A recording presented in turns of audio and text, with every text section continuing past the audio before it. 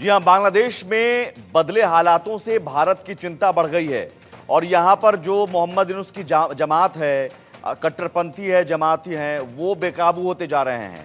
अब खबर ये आ रही है, ब्रेकिंग न्यूज, फिर से आतंकियों का लॉन्चिंग पैड बन रहा है बांग्लादेश। कई सुरक्षा मामलों के जानकारों ने सतर्क किया है, भारत को बॉर्डर मैनेजमेंट की तैयारी करना चाहिए, भरोसा करने के बजाय षड्यंत्र की तलाश करनी चाहिए। ये स्थिति है क्योंकि अब जो है नया लॉन्च पैड तैयार किया जा रहा है।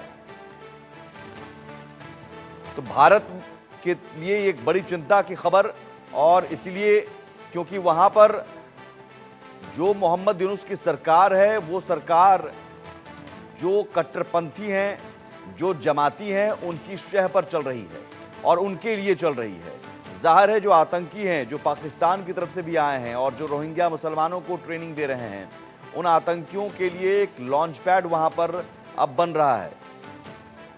जिस तरह का लॉन्च पैड पीओके में भारत के खिलाफ बनाया गया, हमने स्ट्राइक कर उसे तबाह भी किया और वहां पर सीमा पार आतंकवाद वहां से भेजा जा रहा था, आतंकवाद को बढ़ावा दिया जा रहा था। अब एक नया फ्रंट बांग्लादेश बॉर्डर पर, और वहां से आतंकी सप्लाई किए जाएंगे बांग्लादेश की तरफ से, और ये मोहम्मद यूनुस की तरफ से जो यूनुस की सरकार है, उस सरकार को एक तरह से मोहरा बनाकर, पपेट बनाकर, ये जिहादी जो हैं, जमाती जो हैं, कट्टरपंथी हैं, वो भारत के खिलाफ अब अभियान छेड़ने के मूड में हैं। दो मेहमान हमारे साथ जुड़े हुए हैं इस वक्त। अब मोहम्मद अली शाह भी जुड़ेंगे, major Mohammed Ali Shah defence expert के तौर पर, और निपुण आलम बायन विदेशी मामलों के जानकार जुड़े हुए हैं इस वक्त। निपुण जी, एक बड़ी चिंता की खबर, क्योंकि हम ये सोच रहे हैं कि कूटनीतिक भाषा से बांग्लादेश को समझा देंगे, यूनुस सरकार समझ जाएगी, और शायद वो समझने का नाटक कर रही है कि वो कह रही है कि हाँ ठीक है, हम मान रहे हैं हिंदुओं पर हमले हुए। 4 आरोपी अब तक सिर्फ गिरफ्तार किए गए हैं। तो ये दिखावे की एक कार्रवाई, और दूसरी तरफ जमातियों और कट्टरपंथियों के चंगुल में फंसी हुई सरकार, जहां पर आतंकियों को ट्रेनिंग दी जा रही है, पाकिस्तान से आए आतंकी ट्रेनिंग दे रहे हैं, और बाकायदा एक नया लॉन्च पैड बन रहा है जो पहले से हम पीओके की तरफ देख रहे हैं। अब एक नया फ्रंट। जी बिल्कुल, और आपने बिल्कुल सही बात कहा है कि इस प्रकार का, जिस प्रकार से सुनने में आ रहा है कि रोहिंग्या जो है उनको तैयार किया जा रहा है कि वो भारत की ओर जाकर इंटरनल डिस्टरबेंस पैदा करें, और कई सारी उनकी कई टुकड़ियां भी तैयार करने की बातें जो सुनने में आ रही है कि जमात इस्लामी के द्वारा वो सब कार्य किया जा रहा है। मैं देख रहा हूँ कि केवल यही नहीं, आप देखेंगे जो हमारे मछुआरे हैं उनके साथ भी नई तरह की टेंशन जो है वो क्रिएट करने का प्रयास हो रहा है। हमारे मछुआरों को बहुत सारी जो हम लोग कह सकते हैं फॉरेन फिशेज जो इंडियन ओशियन एरिया में नहीं मिलती हैं, उनको भी पकड़ने में हमारे मछुआरों को दिक्कत हो रही है। कई मछुआरे बल्कि दहशत में भी हैं। तो आर्थिक रूप से भी देखें तो नुकसान पहुंचाने का प्रयास बांग्लादेश की वर्तमान सरकार के द्वारा किया जा रहा है। लेकिन एक दो तीन बातें बड़ी घटनाक्रम हुए हैं जिनको नजर करना हमारे लिए भी जरूरी है, और खासतौर से मैं कहूंगा बांग्लादेश के लिए भी जरूरी है। जिस प्रकार से हम देखें म्यांमार में अगर हम बात करते हैं तो जो अराकान आर्मी ने जिस प्रकार से रखाइन स्टेट पे कंट्रोल किया, और रखाइन स्टेट वो पोजीशन है जहां सामने बांग्लादेश और इधर आपका रखाइन में यानी कि आपका अराकान आर्मी, अराकान आर्मी लगातार प्रयास अब ये कर रही है कि काफी बड़ी संख्या में जो रोहिंग्या मुस्लिम रखाइन स्टेट में रहते हैं उनको बांग्लादेश की ओर धकेलने का।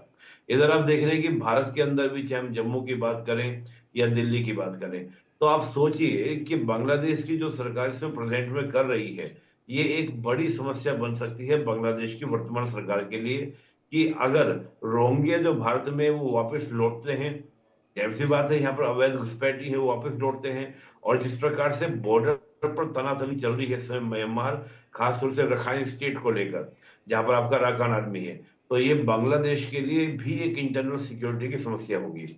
और मैंने देखा कि अभी आलू जो है वो बांग्लादेश ने आयात किया, हालांकि बहुत सारे देश कोशिश कर रहा है बांग्लादेश कि भारत पे जो उसकी डिपेंडेंसी है वो समाप्त हो। चाहे हम लोग बात करें पाकिस्तान से चीनी के लेके बात करें, और भी यूरोपियन कंट्रीज से भी वो आलू लेने की बातें कर रहा है। लेकिन आप देखें कि इतना ज्यादा दबाव के बाद जब आपने देखा कि आलू के रेट बहुत महंगे हैं, जी। और देखिए आप देखें बांग्लादेश को, आप देखें तो बांग्लादेश में दो तीन चीजें ये कहा जाता है कि अगर वो महंगी होती है तो सरकार तक बदली जाती है। एक तो चावल का रेट वहां पर बहुत ज्यादा है, और चावल का रेट बांग्लादेश में बड़ा मायने करता है, आलू का रेट बड़ा महंगा हो गया है, इतनी ज्यादा कमी है कि उनको भारत से मजबूरी में आयात करना पड़ रहा है, जैसा कि वो कह रहे हैं कि हमको मजबूर है इसलिए हम भारत से आयात कर रहे हैं।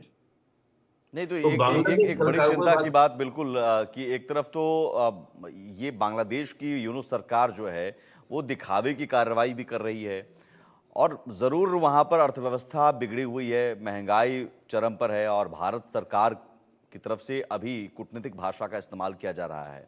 लेकिन क्या ये हमारी अब जो कूटनीतिक भाषा का इस्तेमाल है, उसे वो लोग समझ रहे हैं कि भाई ये भारत जो है यहीं तक रुक जाएगा, इससे ज़्यादा कुछ नहीं कर सकता और इसका फ़ायदा उठाने की कोशिश पाकिस्तान की तरफ से हो रही है कि अब नया लॉन्च पैड बना दो। हम आते हैं इस सवाल पर, लेकिन उससे पहले एक बड़ी खबर।